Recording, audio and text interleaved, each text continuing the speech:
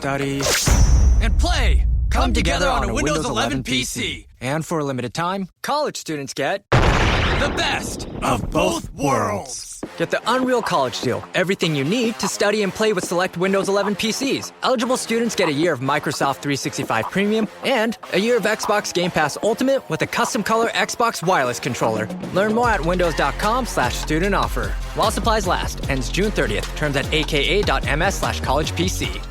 Hi, and welcome to Kay Let's Talk, the podcast where we break down storytelling across books, television, and film with a special love for book-to-screen adaptations. Here, we talk about craft, character arcs, structure, dialogue, visual language, and the creative choices that shape how a story lands. If you like thoughtful conversational deep dives into the stories you can't stop thinking about, you're in the right place. Let's talk. This will be my Outlander Season 8, Episode 10 finale review titled, "And the World Was All Around Us." As always, if you are looking to avoid spoilers from the series finale or the book, please be warned now. Before I get into the episode itself, I just want to take a moment to talk about what this series has meant to me and the books as well. As someone who joined in when the show was already entering into its 4th season, I definitely felt like I had the privilege of playing catch up and then watching every season following season 4 air in real time. I was introduced to the books via a friend and I binged all of them, and I was here when book 9 came out, Go and Tell the Beast That I'm Gone, read that as quickly as I could, and this show and the story and the characters have really been impactful to me in multiple ways, and discussing them with people who are also fans of the show and the books has been one of the highlights of my life the last few years, which sounds cheesy to say, but I mean it sincerely. I've traveled to Scotland because this show had me interested in looking into my own Scottish heritage. I've learned so much history through studying the show and putting together my videos. I have learned so much about storytelling by breaking down the books and comparing it to how the TV show was put together. I have absolutely loved doing these breakdowns and having insightful conversations with fellow fans on all of my social media. It's just been the gift that keeps on giving, and I think ultimately the thing that I take away most is how lucky I feel that I fell in love with the book story and I can enjoy that in its own right, and that I got to also fall in love with the show version of the same story and characters, and was fortunate to be able to consume 2 forms of media telling this incredible story and sharing that with like-minded people who also enjoy this story and these characters so much. And so to be here at the series finale is crazy to think about, but what a journey it's been. And for all of my commentary on how the finale was approached or things that I liked or disliked, I think ultimately I just feel fortunate that I was able to watch a show go out on its own terms and give itself a finale at all, because a lot of shows don't get that. And this one is a labor of love. It takes a lot to get it made. It takes a lot to film it. We know it's grueling for the actors who are playing these characters, and they gave us 10 years of their lives and committed to being the best versions of these people. And ultimately, at the end of the day, I put that above any sort of criticisms that I might see. I'm just appreciative that I'm able to watch it and that so many people loved this story as much as the fans did and wanted to take the time to create a season 8 at all. So I just wanted to preface with that before we dive into the breakdown of the episode. The title of this episode, "And the World Was All Around Us," is actually a reference to book 1, when Claire is pregnant and Jamie and her are headed to France. There's a line at the end of the book that says, "And the world was all around us, anew with possibilities." So I really loved that this was the title of this final episode of the series. And in the previously on, we get references to La Dame Blanche, Paris, Fanny being a time traveler, Claire writing her own story in her journal and her journey through the stones. We see the book that Frank wrote, King's Mountain, Jamie being called by Cleveland. I do think that there should have been maybe a swap out here where we got more of an obvious link to the prophecy and Claire's hair turning white and also maybe another reminder of Jamie's ghost before the episode started. Personally, I think that anything to do with the prophecy could have been swapped out or potentially more effective than the La Dame Blanche reference. But again, that's just me personally. We open the episode with this beautiful shot of the galaxy, and then we see embers from a fire crackling, and the camera pans down to an iron cross being burned on the ridge by Jamie. So very reminiscent to season 5. And visually, it also reminded me of that conversation we got between Jamie and Claire in season 7, Beneath the Stars Together. And we see Jamie and his men standing before the cross, and he turns to address them and says the Fraser motto, Je suis prêt, and we see Buck and Roger call out High Hill in Gaelic. Young Ian then calls out onward, forward with luck, success, prosperity, or ownership. And another interpretation is populate the fetter, hopple, or tether, which is used traditionally for restraining horses or cattle. So again, this is a Gaelic phrase. Then we hear the next line, which is endure with bravery or valiantness, or it could also mean suffer with courage. Jamie then draws his sword, raises it above his head, and calls out a defiant battle cry of Clan Fraser of Lovat. So again, there's another nod to Lord Lovat here, which again I think is on purpose given the Blood of My Blood series. And then the title card we get is the Forget-Me-Nots at the Stone. So this is our first indication that the episode will link itself back with episode 1. And we hear Jamie announce his name, being of sound mind, hereby declare that this is my last will and testimony. So we get a breakdown of who's getting what in terms of his property and goods. All of that will go to Claire. And we see her at the beehive collecting her honey. And then he clarifies that he has individual requests, including Bree, who will get 2,000 acres of land from the land grant known as Fraser's Ridge. His grandchildren, which includes Fanny, will each receive £100, which at that time was a small fortune. He also leaves his books to be divided amongst the grandchildren under Roger's supervision. He leaves to his sister Jenny his mother's stag brooch, which again we saw in Blood of My Blood. To young Ian, he leaves all of his tools and weapons. To Marcelly, who we see weaving, presumably back in Savannah, he leaves his ink, quills, and stationery. And to his natural son, William James Fraser, he leaves 3 casks of his special whiskey marked with JFS and his Bible, hoping that he can find wisdom in his pages.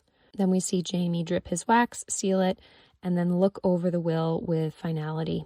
And as the sun is rising and the big house is waking up, we enter into this scene with Jamie and Claire in bed together, and they're holding hands, smiling at one another. And Jamie says they have a little bit of time in each other, and they can pretend like it's any other morning. And Claire says it is, because the sun is rising, and it will set tonight like it always does, and life will go on at the ridge without them, because they're about to embark on their journey to King's Mountain.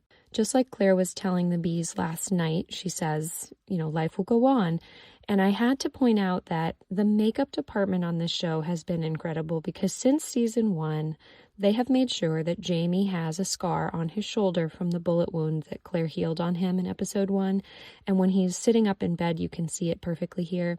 And I just think that continuity is one of the many things I love about this show, and the attention to detail, and how all of the people behind the scenes and in the costume and makeup departments do so much work to make sure that these people feel real and that they feel like they're appropriately dressed or beat up or dirtied for that time period. And I've always noticed that they've maintained that continuity with Jamie's scar on his shoulder, and I think that's really impressive to say that you've done that for 8 seasons. Jamie encourages Claire to talk about the bees so that it can settle her mind and she doesn't have to focus on all the goodbyes that they have to make when they're leaving.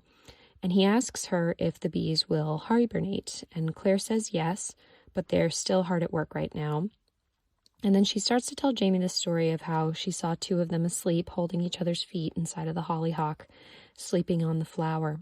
And she didn't know if it was because they got caught in the dark or they were too tired to fly back to the hive. But for her to see the 2 of them curled up like that was very sweet. And it's foreshadowing to how we will see her and Jamie at the end of this episode. So for her to say that they looked like they were dead, but they were simply sleeping together, is a really great metaphor that they use here in the show. Jamie then quotes, 9 bean rows will I have here, and a hive for the honeybee, and live alone in the bee-loud glade, which is a poem by Yeats. And in the book, Jamie is actually watching Claire with the bees when he remembers this line and notes that it stuck out to him because of the number 9 for 9 bean rows, because he had been told by a fortune teller in Paris that he will die 9 times before his death. So when he's reflecting on this, he starts to walk towards the hives where Claire is standing, and he puts his hand out, lets all the bees land on his skin, and that's when he delivers the lines to the bees about them taking care of Claire if something were to happen to him. So again, the show takes this dialogue and moves it around a little bit, but that's originally how it's written in the book. Jamie tells Claire that she had wanted to live a quiet life with only bees for company, and she corrects him and says not only the bees know. And that's when they kiss and hold each other, and Claire says she doesn't think that the quiet life was ever going to be meant for them. Jamie reflects back that he's lived longer than he thought he would. So this reminded me of his birthday in season 5 when the two of them were talking in the tent about how he had lived longer than his own father. And Jamie in this scene says he's seen his grandchildren be born and grow, which are his greatest joy, and he'll be sad to not see William meet his wife or have his own kids, or if Bree were to have more kids, he wouldn't be able to see those children. But at the very least, he can take peace in hoping that when he's gone, God would allow him to check in on everybody and see how they're all doing. And that's when we get this really tender moment where Claire asks if Jamie would check in on her. And I loved the humor here because Jamie says, just a wee glance so I wouldn't scare you. And Claire wonders if her parents ever keep an eye on her. And again, this is another time that they're mentioning her parents to tie into Blood of My Blood, which I can appreciate that, but there are some moments where I felt like they were pushing it a little too hard and it didn't need to be inserted there. But she reiterates again that after she died, she traveled so much with her Uncle Lamb that she never had a proper sense of home. She always hoped it would be different for her family, and when she arrived in Scotland and she looked at this vase in the window, she remembers thinking she's never lived in one place long enough to buy something as simple as a vase like that. And in that moment, she'd never wanted anything so much in the world but that blue vase. So again, bringing us back to the first episode. Jamie asks if she ended up buying that vase, and Claire says no, because the very next morning she went through the stones in search of a certain blue flower, and the rest is history. And that's when Jamie looks at her seriously and asks if she ever wishes she never saw the flower or touched the stone. And she very quickly and resolutely says never. She still doesn't have the blue vase, but she has everything else that she never knew she wanted. And she hopes that Jamie has everything he wanted too. And he says no, he would like to sleep in a flower with her holding her feet, which I thought was just such a beautiful line. And it really was so emotional for me when we know how the episode ends, because it almost felt like Jamie was double checking with Claire that she was happy that the flowers led her to him.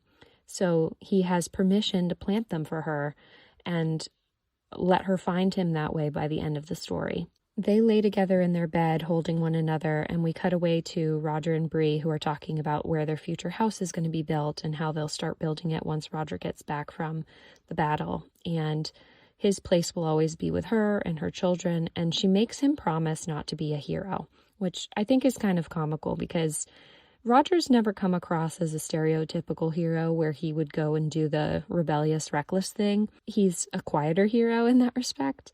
But she reminds him that their kids need their father and she needs her husband. And Roger says, I need all of you. And there's a future worth fighting for.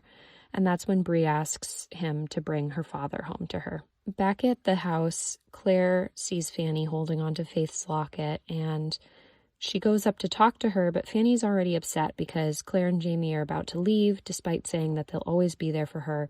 And she's heard everyone talking about Jamie potentially not coming back, so she wants to go with them to this battle because she thinks she can be helpful for Claire, because she knows Claire's going there to take care of any fallen soldiers. And Claire tells her it's too dangerous, so they can't bring her. And the two of them sit together on the sofa, and Claire says that Franny has to stay on the ridge to look after everyone while she's gone. So I think it's nice that they definitely give Fanny a lot of purpose in their lives, and they reiterate that to her all the time that she's needed and important and valuable to them. But for Claire, she makes it clear that they have to go because not going isn't going to benefit all the people at the Ridge. They're trying to make things better for everyone on the Ridge. That means that it's protecting Fanny too. And Claire reminds Fanny that this is her home and nothing will ever change, that she belongs there. And all of the people that live there are her family now too. But Fanny says once again she doesn't want to lose Claire and Jamie so soon after finding them. And Claire reminds her that there's something connecting them beyond time and space, that even though she cannot see it, it's in their hearts. So they will always, always be together, and that will never change. And Fanny will never be alone, because no matter what happens or where they are, they will be with her. And now that we know that Fanny is a time traveler, that has double meaning. We see Jamie walk out onto the porch to talk with Bree, and he gives her Frank's book. He says, Frank gave him a gift greater than the book, which is raising Brianna and making her into who she is, which Jamie sees as a beacon of hope for the future. And no matter how Jamie's story ends, to him, he feels it will have been worth it. And he says that in that moment, Brianna looks like her mother, which no one ever really says to Bree. She mentions to Jamie that that's a rarity to hear that, but Jamie says she looks like Claire every time she speaks of Roger or touches her kids, and she looks like Claire in love. And this line reminded me of when Jamie first looked out and saw the ridge, and Claire said to Jamie that she recognized his face because he was in love with the ridge. So I thought that was a kind of fun callback to that line from season 4. Bree then says she doesn't need to tell Jamie she loves him because he should be able to see it in her eyes, but she'll tell him anyways. And he says it back, and the two of them embrace and look out at the ridge. And we see Ian and Rachel walking through the field together hand in hand. And Rachel stops him and says this is far enough before they kiss and say their goodbye, and Ian keeps walking up towards the big house. And it's a clip we saw from the trailer and also in the opening song montage of him walking up the hill. So it's one of many goodbyes. We see Claire and Bree hug one another, the bees flying around the hive, and that's when Jamie approaches them and begins to deliver the lines from the book, asking them to keep Claire safe and protect her, provide her food, and take care of her. He tells them, I trust you with her. I think that line, when he remembers the rest of the poem, is really fortuitous. He says, I shall have some peace, for peace comes dropping slow. And it's sort of a meaning of peace falling over a person slowly, not all at once, and kind of akin to honey dripping. He starts to cry in that moment, and I think it was really palpable that he's kind of resolving himself to believe that Frank's words are true, and this is potentially the last time he's ever going to see his home. Jamie walks back towards the big house and meets with the rest of the men, who are all heading off together to go to the fight, and they get on their horses and begin to travel away from the ridge. And the group includes Whittaker and the Ardsmuir men, and we start to hear the same theme music from season 1. And they ride past the meeting house, where Jamie takes off his hat and bows towards the flag, and we see Cleveland and his men meet them on the road. So the two groups of men cross paths, and they create this one long group of men heading towards the battle together. When they get there, Jamie shows Claire King's Mountain, and he admits he's not afraid of dying, but more afraid of not seeing his home again. And Claire tells him that he will see it again. And that's when the camera then follows Jamie, who walks away to go speak with Cleveland, and we can see that they've set up camp along the river. And Cleveland tells Jamie that scouts have spotted men on the top of the mountain, and Ferguson isn't wearing a red coat, but instead is wearing a checkered shirt and riding on top of a white stallion, so he's easy to spot. And this is all historically accurate. They've actually had claims that that's exactly what he was wearing. Cleveland also says that there are nearly half provincials who do not have uniforms on, but they're all armed with guns, more than their group, but not enough to make a difference, because Cleveland says to Jamie that he and his men will launch an attack from all sides, and the British will be trapped on top of the mountain like rats. This is when Jamie hears Frank's voice again, recalling that the forces were nearly equal.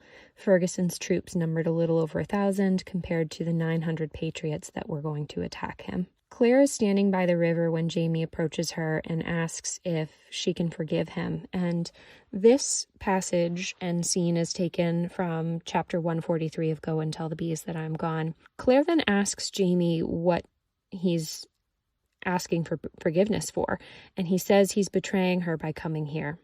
And she clarifies only if he dies. When he was sitting on the porch before they left, he had Davy in his arms, and Mandy came up to him with a bone in her hand, and she asked Jamie who owned it. And Jamie says that Mandy asked him if he can hear animals, and she had brought up hearing animals and hearing her parents and Claire, but not being able to hear Jamie. She can feel when Jamie is near, but she can't feel him at a great distance. So again, Jem and Mandy have amplified powers because both of their parents are time travelers. Mandy in particular has stronger powers than Jemmy. When she was testing her powers in the book, Brianna was able to figure out with Joe Abernathy that Mandy can sense people up to 9 miles away. That's something the show hasn't really touched upon until now, so I was really happy when this passage made it into the show. She also tells Jamie that Jim feels red to her, but Jamie is a different color in her head, and describes it as the color of water. Claire then tells Jamie to ask Jemmy if that's what he sees too, and Jamie says he will if he ever sees Jem again. This passage in the books and the expansion upon Jem and Mandy's powers was actually one of my favorite parts of the story. So again, I'm really happy that they mentioned it, but I wished that this could have been included in the storyline earlier and we got to see a little bit more of that play out in the show. Jamie then turns to Claire and they hold hands with one another, and he says that if he dies tomorrow, he will ask 3 things of her. The first is for her to find a priest and have a mass to save his soul. And the joke about the nearest one being in Maryland and Jamie saying he's fine biding his time like he did in Purgatory. He's been there before. It's not so bad. That's all taken right from the source material, and it provides a little levity in that moment. The second thing he asks of Claire is that Davy is the color of water, same as Jamie, according to Mandy. That means that he likely cannot time travel. Expedia and Visit Scotland invite you to come step into centuries of history that await in Scotland. Castles steeped in legend walk along cobblestone streets. Come share the warmth of stories passed down through generations.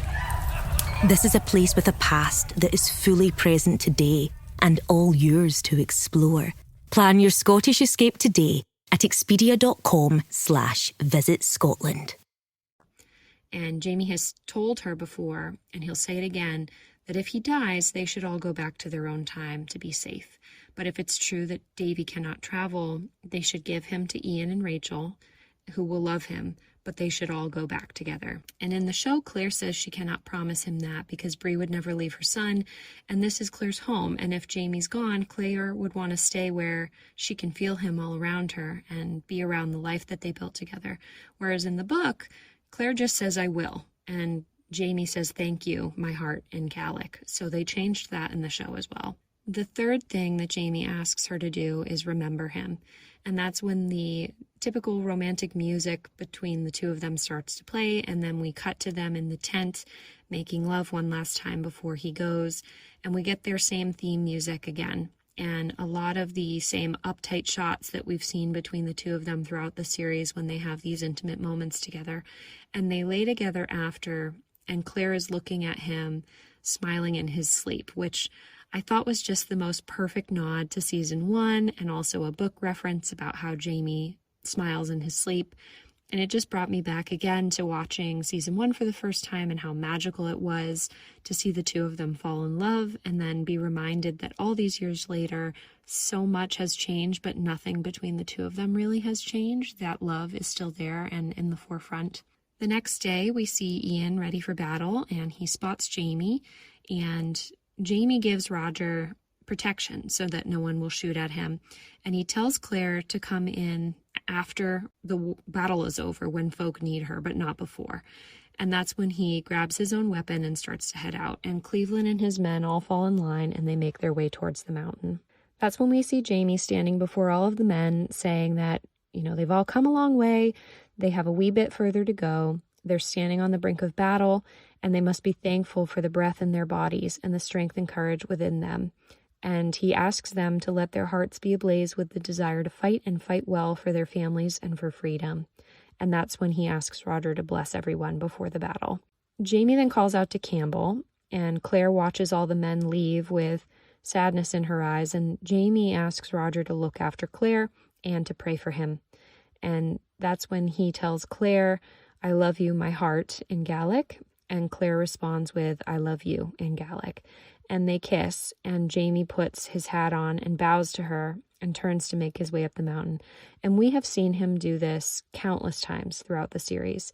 It's such a palpable visual parallel that they've used time and time and time again. So again, when we see it happening on our screens, we recognize this feeling. We associate this action with every other time we've seen them leave and then come back together again. So it sets us up emotionally for what's about to play out on screen. And as Claire watches him leave, she tells Roger that she feels like the Lady of Shalott, forbidden to leave her tower and unable to see what's happening except through a mirror. And Roger says, "Let's try not to break the curse just yet." And I think I read somewhere that Katrina didn't really care for this line. I personally was a little confused by the addition of it. I checked and it's not in the book, so I think that was an addition made to the dialogue that I would agree with Katrina. It doesn't necessarily need to be there.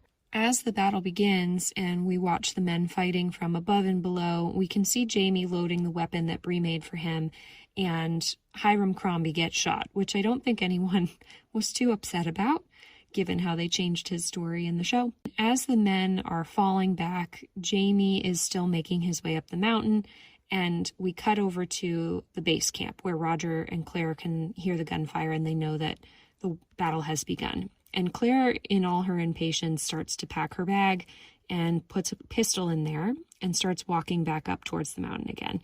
So it lasted all of 2 seconds where she could sit on her hands, and now Roger is going to go back up with her to see if she can find Jamie. Back at the ridge, we can see all the women peeling corn on the porch, and Fanny overhears them all worrying, and Bree tells them all that the battle has most likely begun. That's when Fanny comes out and tells her and everyone that her granddad and grandma had said that they're in their hearts, so they all have to stay strong for them. And this being the last scene that we get with all of these women felt a little odd to me because it's such an open-ended line given to Fanny of all characters, and there's no real reaction to what she says. They all just kind of look at her, and then we cut back to the battle. So I wish that was a little more fleshed out, personally.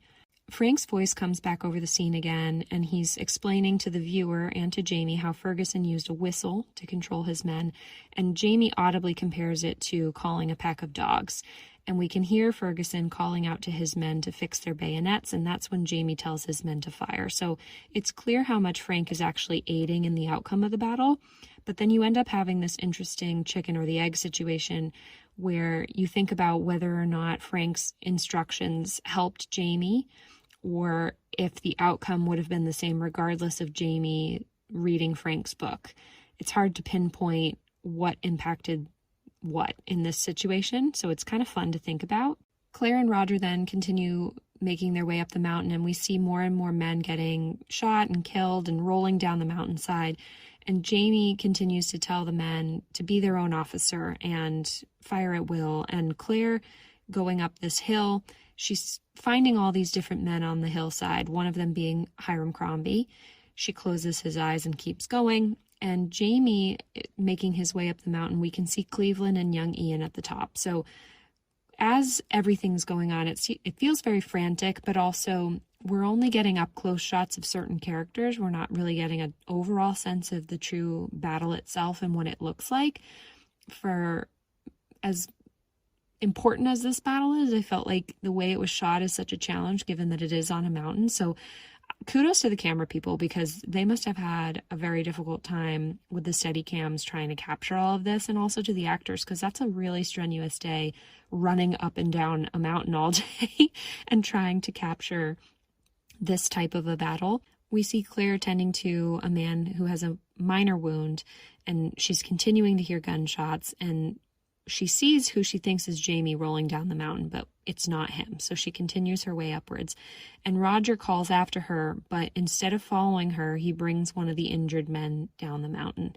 And Claire eventually drops her bag, but keeps going. And we can see multiple times where Jamie is getting close to injury or being shot at. In this instance, we see Josiah or Kezi, hard to say who it is, save him. And when they're nearly at the top of the mountain, we see Ian, Buck, and of course, Claire is still following up the rear. And she shoots an officer as he approaches her. And we finally set our eyes on Ferguson, who's on his horse. And Jamie starts to approach him. And as he loads his weapon to shoot at Ferguson, he spots another man who's about to go after Buck. And so instead he shoots that man in order to protect Buck. And in that instance, Claire is nearly killed by gunfire. And we see her behind a tree amongst all the fighting in this very cool swing around shot that I actually really loved. And we see her breathing and hear all the men surrendering. And there's this kind of pause when she thinks that perhaps they might have won and are in the clear, but she's not sure yet. And that's when we hear the cheering, and Claire and Jamie set eyes on one another. And there's smoke all around them and everything's still chaotic. But this moment where they make eye contact is the first inclination that everything might be over. Until we see Ferguson, who's still on his horse, riding towards Jamie, and he nearly kills him. But Jamie is able to defend himself and knock Ferguson off the horse. And the way that this was shot reminded me of the Game of Thrones shot where we got that horseback riding scene and Jon Snow is the only man with his sword and he pulls his sword out. It reminded me very much of that with the slow motion and the way it was shot. We then see Claire and Jamie hug and say that Frank was wrong because Jamie survived the battle. And that moment definitely was a nod to Preston Pans, where Jamie smiles and says the battlefield is ours, and they share a kiss, which was very similar to the moment when Jamie comes into the Croft house at Preston Pans, where Claire was during that battle, and announces the day is ours, Sassenach, and they embrace and kiss in a very similar way. And they have Jamie make that same smile here of almost disbelief to see Claire again, and the two of them, when they embrace, the camera shoots over their shoulder again, and they hold on to each other for a long moment before they kiss. So the way that that was camera blocked and shot is very similar to the Preston Pans moment. Once Claire knows that Jamie is okay and the battle is over, she says she needs to go and tend to the injured, and Jamie kisses her hand and they separate, and he turns to go join the rest of the men on the cliff face. And as they start to celebrate, Jamie asks Ferguson if he surrenders, and that's when he draws his weapon and shoots Jamie square in the chest. And in the book, Jamie was already standing ready to shoot Ferguson from atop his horse when his leg gets tangled on what he believed to be a shrub, but it ends up being a snake that bites him in the ankle. And when he's not looking, he's shot in the chest, which Jamie in his internal monologue says is the first of many bullets. In the show, we see Claire clutch her heart as though she's been struck herself at the same time that Jamie is, and Jamie falls, spitting up blood. And all of this is a callback to the moment when she told Lord John that she would feel it if Jamie died. Her own heart would stop too. And Claire clutching her chest as though her own heart has stopped is such a powerful visual. And then we see her turn around and run back up the mountain again. And the way that this is shot is very similar to the scene in season 7, episode 15, where Claire is shot and we get a tight shot on Jamie's face where it looks like he himself has been hit by the bullet. And instead we see Jamie fall on a rock, and Buck and Ian and Kezi, or Josiah, all turn and shoot Ferguson with no hesitation. And Claire runs up the mountain and sees Jamie on the ground and collapses beside him in complete disbelief. In the book, Claire sees someone carrying Jamie's rifle and screams at them and asks where they got it from. And the man keeps telling her that he's dead, he doesn't need it anymore. And Claire eventually is shown to Jamie, who's laying in a patch of dry grass with a lot of blood surrounding him. She thinks to herself that he is shot everywhere in the book. And Claire starts looking over him and can see the blood spreading. But in the show, they have a different kind of moment where we hear Jamie say Dinna Fash, And Claire looks at Ian and Buck and she's completely stunned. And Jamie tells her he's not afraid, which is a complete nod to Myrta, telling him, do not be afraid, it doesn't hurt a bit to die, which I thought was such a nice touch because Myrta is so different in the series than he is in the book. And it's nice to have that little nod to him and his character. But Claire refuses to sit there and watch him die. And in the show, he's laying on what looks like a broken standing stone. And we hear him say, forgive me. And he calls her Sassenach for the last time, which made me yell at my TV because he must not die if his last words are not, I love you. And he had time to say them. So I was really, really anxious to figure out how they were going to play out this scene because I could tell right away it was going to be different than the book version. That's when Roger approaches and Jamie asks Claire to forgive him just as his eyes close. And Claire yells at him, don't you go, don't you leave me. And Ian and Roger and all of the men collapse to their knees and Claire's calling out no, and the scene fades to black. And I definitely had tears in my eyes. Even though I knew that something like this was going to happen, seeing it play out on screen and how Katrina just so viscerally was feeling that pain, it's so hard to not feel that as a viewer too. And we see Ian and Roger standing over Claire and Jamie and telling her he's gone, but Claire says no. And the two of them look at each other for help. And that's when Roger calls out to Claire and says, it breaks my heart to say it, but we've lost him. And that's when Claire just goes into this dissociative state where she says he just needs to rest. And Roger says to her, I know I can't say anything to convince you otherwise. There's nothing he can do. And Claire just continues to touch Jamie's face and stay with him on the mountain all night, holding his body. And in the book, she's there for multiple days. We see and hear her crying out to him in the dark, asking where he is, holding his hands. And the next day, she's still beside him when Roger approaches because she absolutely refuses to leave Jamie. And Roger is carrying his cross, telling Claire that it's time to bury him. He says to her, I won't tell you how to feel or pretend that there's anything I can say to make it better, because that's impossible. But there are things that must happen now, including taking him home. And they gave this line to Roger. In the book, it's young Ian who says that to her. But Claire doesn't move. And so Roger walks away again, and only then does Claire move again to look at Jamie's face and check his pulse. And we hear her say the words, he is home. And for so long, Claire has always said that Jamie is her home. And so when she lays beside him and the new part of the Skyboat song plays, Claire has her hand on his face and seemingly takes her last breath beside him as her hand falls away from his face, because in my mind, it meant that she was going home to him, too. That's when we see her through the window in Inverness, and Jamie's ghost is standing outside of her window in the rain, looking up at her, smiling, and we see Frank approaching him from episode 1, watching Jamie's ghost looking up at her. And so to me, I immediately knew that this meant Jamie kept his promise from earlier in the episode where he said he would keep an eye on Claire if he died and try not to scare her, so just peeked in on her quietly and the people he loves. And we finally get to see Jamie's face and his point of view of this scene when he turns and walks away from the window. And Frank is beside him, calling out to him, and he walks past Frank again. And the camera does this continuous shot where his foot steps from the cobble and walks into the grass at Craignadoon, where he approaches the stones, walks over to one of them where Claire actually wakes in episode 1, and then he turns and sees the big standing stone in the middle, and he touches it, and we hear their song playing out while Jamie smiles and nods knowingly. And as he turns to walk away, the forget-me-nots begin to grow at the base of the stone. So we can now tell that Jamie left them there for Claire to find him. And we get a flashback of Claire first arriving in season 1, and it effectively creates the loop that starts and ends their story together, because Claire only went back to the stones for those flowers. So basically, at the end of Jamie's life, he makes a point to ensure that Claire would find him. And we see the two of them meeting for the first time and the whole of their life flashing before their eyes before the whole montage fades to black. And that sort of reinforces this closed loop notion that I believe is happening on screen. And when we come back from that fade to black, we're on top of the mountain where we can get a better view overhead of the standing stone that they're laying on top of. And Claire's hair is fully white.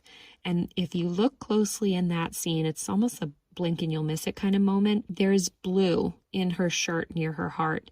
And when the camera gets closer to the two of them, they take a breath at the exact same time and open their eyes, which means that the prophecy came true.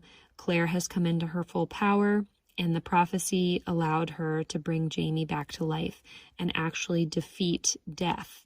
And that means that this is the one time that they were actually able to change the course of history. It's more subtle than the time when, say, Jamie's eyes open during the snake bite moment in season 5, because it cuts off just quickly enough that you almost have to rewind and catch it perfectly to see the two of them take a breath and open their eyes at the same time.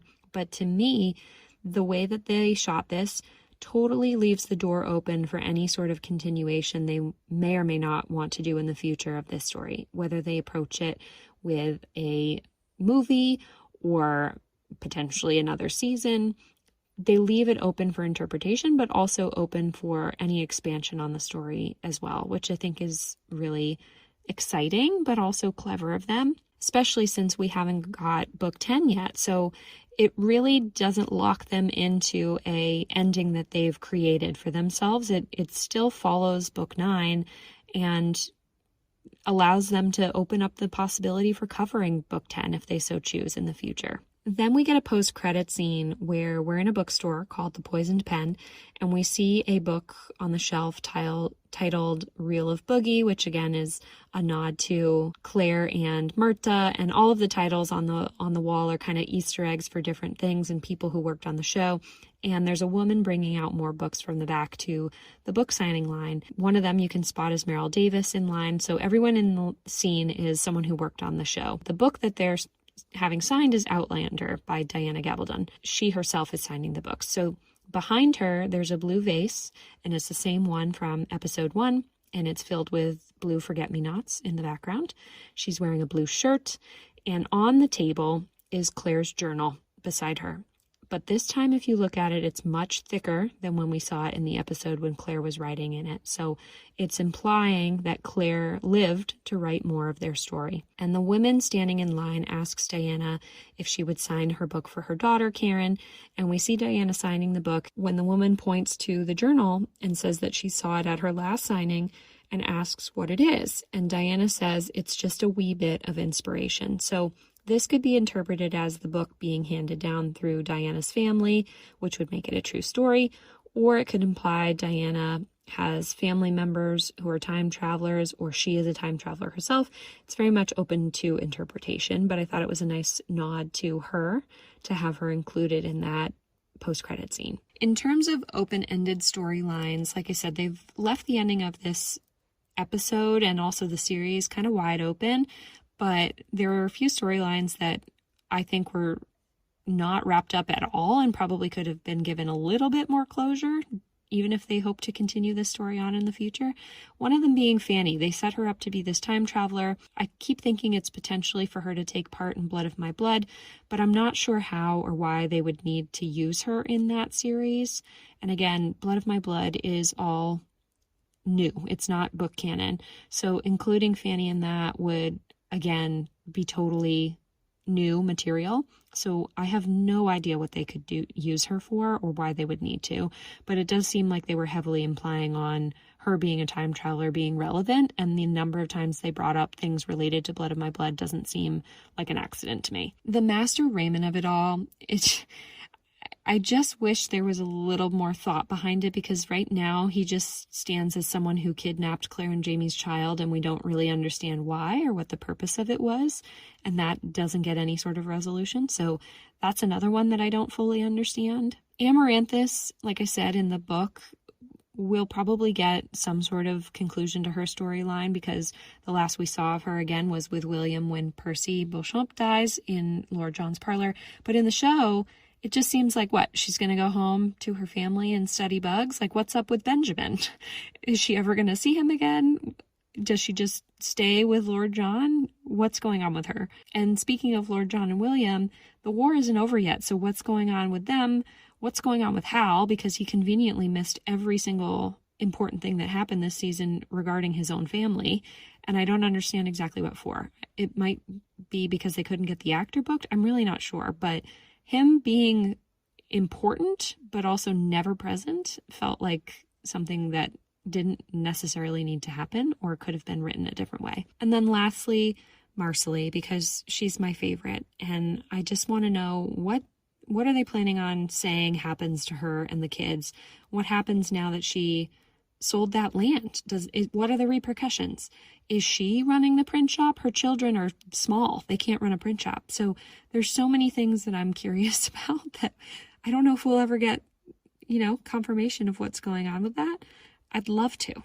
And the way that book 9 is written, it ends with William coming to Jamie asking for his help because he's discovered that Lord John has been kidnapped. So we've already had Lord John get kidnapped and recover him. So again, we've kind of sped through where the book leaves off, and we're entering into new territory where anything could happen.